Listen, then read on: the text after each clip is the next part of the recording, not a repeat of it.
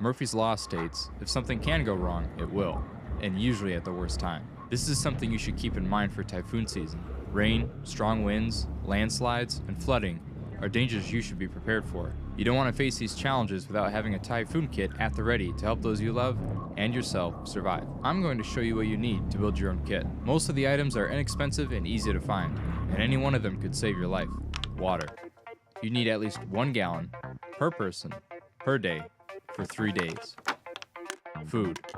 Non-perishable food to support your household for at least 3 days. Manual can opener. First aid kit. Medications for at least 3 days. Dust masks or cotton t-shirts to help filter the air. Personal sanitation supplies. Garbage bags and plastic ties. Having some moist towelettes wouldn't hurt either. A flashlight. And batteries for all electronics in your kit. Battery-powered or hand-cranked radio. Money. At a minimum 100 in local currency. Wrench or pliers for turning off utilities.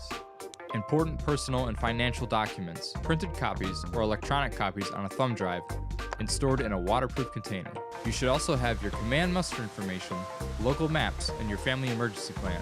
It also wouldn't hurt to have a whistle to signal for help. Once you have all these basic items, you should consider what unique needs your family might have, such as supplies for pets or seniors.